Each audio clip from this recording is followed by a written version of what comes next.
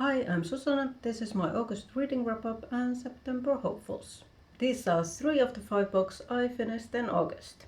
2 of them were written by Madeline Miller. Let's start with Circe. This is an ancient retelling and a historical fantasy.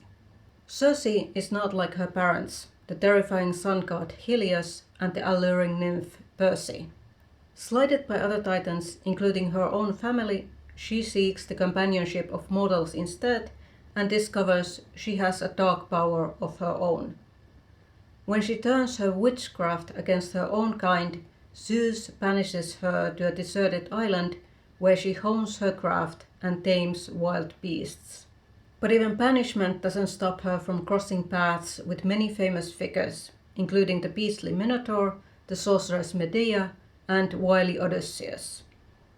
Circe is a retelling of the ancient Greek myth of the powerful witch Circe, who transformed men into swine until she was bested by Odysseus in Homer's The Odyssey. I loved Madeline Miller's The Song of Achilles when I read it a few years ago, and I was excited to read her second novel. It wasn't quite the emotional ride that The Song of Achilles offered, but I still loved this book. Miller's writing style is ornate and flowery, and I can see that not everyone is going to love it. However, I did not find Circe quite as flowery as The Song of Achilles, which at times verged towards purple prose. Another minor issue I had with The Song of Achilles were the minor anachronisms and mistakes in the Greek language that the book had. I didn't catch any obvious mistakes in Circe if we don't count the oddity of naming a she-wolf with a masculine name Arcturus. The tiny problem I did have with this book was how naive Circe was.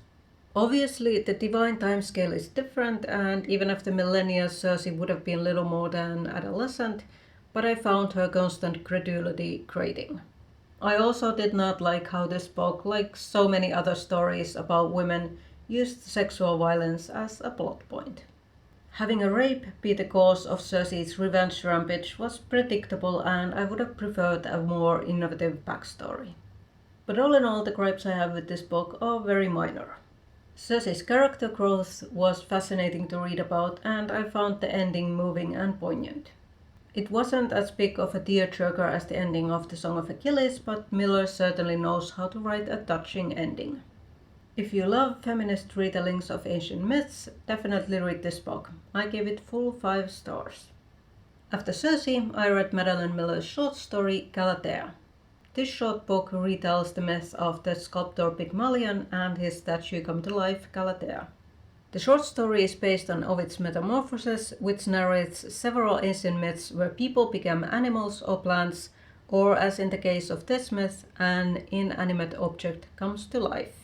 In Ovid's version, sculptor Pygmalion is horrified by shameless prostitutes and instead carves himself a woman from ivory, making her more perfect than any woman can be. He falls in love with his creation, and after many prayers the goddess Venus brings the statue to life. Ovid's version seems to indicate that the couple lives happily ever after. This myth has been adapted many times from My Fair Lady to Pretty Woman, usually casting the story as a romance. Miller, on the contrary, exposed the misogynistic implications of Ovid's narrative. In Ovid's story, the only good woman is sexually quote-unquote pure and physically flawless and as white as ivory. Ovid doesn't even mention her name, and Miller takes the name Galatea from other versions of the myth. Miller's story gives the voice to Galatea herself. She's locked in a sick room and kept under the guard of a nurse and a doctor who insist that she must lie still. If she disobeys their commands, they give her a medicine that makes her unconscious, unless obviously it's the day when her husband is coming to visit her. In Miller's version, the sculptor remains nameless and the only named characters are women. Although, to be fair, Galatea's name is not mentioned in the text either. This short story is a fast read, and it only took me about an hour to finish, but it packs an emotional punch. Galatea was a lovely short story about a determined and resourceful woman, and I highly recommend it to fans of historical fantasy. Again, I gave this 5 stars. I got this book from my local library, and I also finished 2 other books from the library, but I've already taken them back. The first was a children's book, Ronja the Robber's Daughter by Astrid Lindgren. The book tells the story of Ronja and Pirk, two children of hostile robber families who become friends and must convince their fathers to reconcile. Ronja the Robber's Daughter is like a middle-grade version of Romeo and Juliet, but with a happy end. Like all good children's literature, it comes with a beautiful message, this time the importance of friendship. And like so many of Lindgren's characters, the children are kind and resourceful. For some reason I never read this book as a child, but I'm glad I've read it now. Highly recommend, and it was another 5-star read. The last library book I finished in August was a non-fiction book about medieval artisans, Perhe ja Verstas by Maija Ojala-Fullwood. And I also finished a non-fiction book from my own bookshelf. This is Thomas More's Utopia. Published in 1516 in Latin, Utopia describes a fictitious island nation where people live in peace and harmony. In this land, both men and women are educated and all property is communal. I had read this book before years ago when I was in high school, but honestly I couldn't remember much about it. No wonder, because I have to say that this book isn't very memorable. It's an interesting read nonetheless, if only to see what people in the 16th century considered the ideal society. And for that I gave this book 4 stars. I'm currently reading these 3 books, which I plan to finish in September. The first is Frances Burney's Cecilia. I started this book 2 months ago for Jane Austen July. I have less than 100 pages left, so I'll finally be able to finish it this week. I'm also in the middle of 2 adult fantasy books. The first is Thea Kwan-Chon's The Hurricane Wars, and the second is Megan Barnard's The Winter Goddess. I'm also hoping to finish one other physical book, Morjan Kamali's historical fiction The Lion Women of Tehran.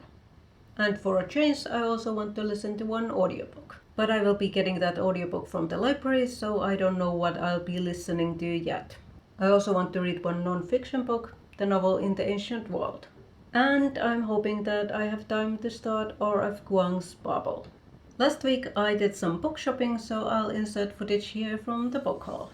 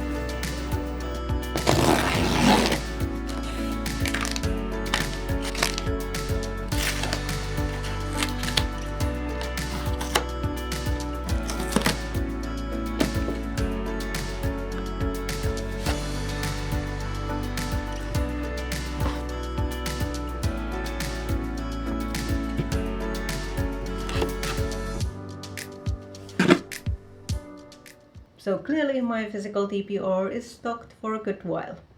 Anyway, those were the books I read in August and my goals for September.